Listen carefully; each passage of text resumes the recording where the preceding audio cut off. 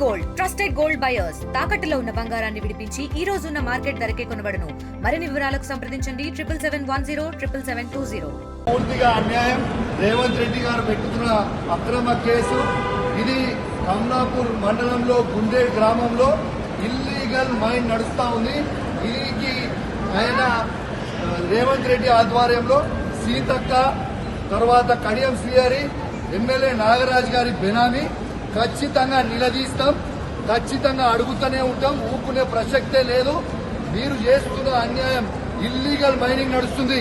అక్కడ కేవలం 2.5 హెక్టర్స్ మాత్రమే ఉంటే ఇలా ఆడ ఇల్లీగల్ మైనింగ్ 20 ఎకరాలలో చేస్తా ఉన్నారు.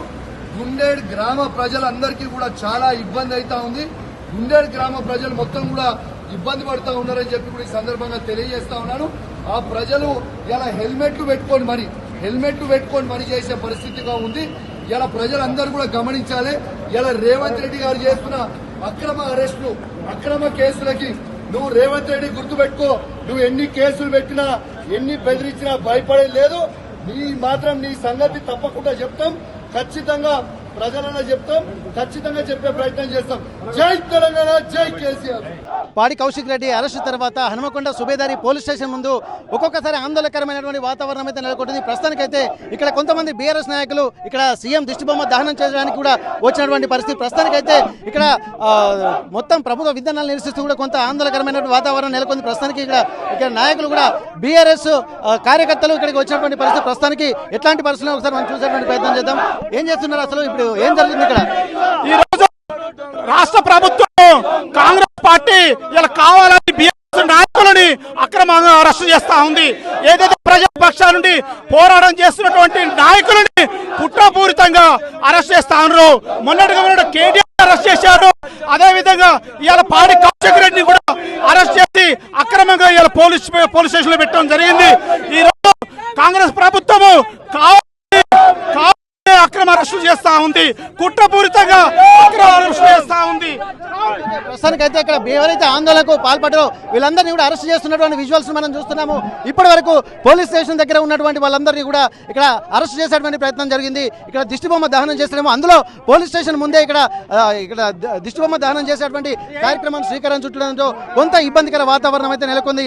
ఇప్పటి వరకు ఒక్కొక్కరిగా పోలీస్ స్టేషన్ కు అంటే లోపలి ప్రెమిసెస్ వరకు కూడా లోపలికి వెళ్ళనీయకుండా బారికేడ్లు కూడా మోహరించినటువంటి పరిస్థితి.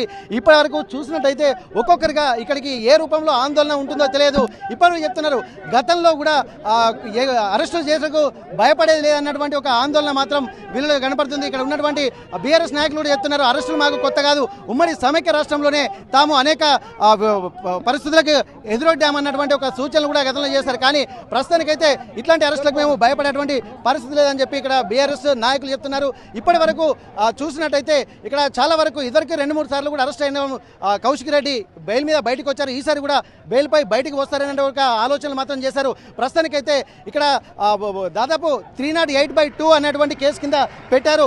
అది నాన్ బెయిలబుల్ కేసు కింద కాకుండా అరెస్ట్ చేసినటువంటి స్టేషన్ బెయిల్ ఇచ్చే విధంగా ఉంది. కాబట్టి స్టేషన్ బెయిల్ ఇవ్వకుండా ఒక ప్రణాళికాబద్ధంగా కొత్త సెక్షన్లు కూడా పెట్టి ఇక్కడ పోలీస్ స్టేషన్లో 2 రోజులు ఉంచేటువంటి ప్రయత్నం చేస్తున్నారని చెప్పి బీఆర్ఎస్ నేతలు కూడా ఆరోపిస్తున్నారు. దానికి సంబంధించి లీగల్గా కూడా వాళ్ళ అడ్వకేట్లను తీసుకొచ్చినటువంటి నేపథ్యంలో వాళ్ళు కూడా ఏం చేయలేనటువంటి పరిస్థితి. ఎందుకంటే నాన్ బెయిలబుల్ అరెస్ట్ చేసినప్పటికీ కూడా కొన్ని ఎగ్జామ్షన్స్ ఉంటాయి. కానీ ఇప్పుడున్నటువంటి పరిస్థితి అంటే 7 సంవత్సరాల లోపు అయితేనే ఇది వర్తిస్తుంది. కాబట్టి ఇక్కడ 10 సంవత్సరాలు జైల్లో ఉండే విధంగా అక్కడ ఉన్నారు. కాబట్టి ఖచ్చితంగా జ్యుడిషియరీకి వెళ్లాల్సినటువంటి అవసరం ఉంటుందన్నటువంటి ఒక సూచనలు కూడా ఇక్కడ అడ్వకేట్స్ చేయడంతో విధి లేని పరిస్థితిలో పాడి కౌశిక్ రెడ్డి ఖచ్చితంగా 2 రోజుల పాటు జైల్లోనే ఉండేటువంటి అవకాశం అయితే కనిపిస్తుంది. దీనికి సంబంధించి అన్ని ప్రయత్నాలు కూడా చేస్తున్నారు. సిపి గారిని కలిసిన తర్వాత ఈ సెక్షన్ల కింద కేసులు పెట్టిన తర్వాత తాము చేసేది ఏం లేదు కాబట్టి లీగల్గా ప్రొసీడ్ కావాలని చెప్పి సిపి గారు కూడా బీఆర్ఎస్ నాయకులకు విజ్ఞప్తి చేసినటువంటి పరిస్థితి. ఇక్కడ పోలీస్ స్టేషన్లో ఉన్నంత వరకు ఏదో ఒక రూపంలో ఆందోళన జరుగుతూనే ఉంటుందన్నటువంటి ఒక ఆలోచనలతోటి పోలీసులు కూడా భారీగా మోహరించారు. అనుకున్నట్టుగానే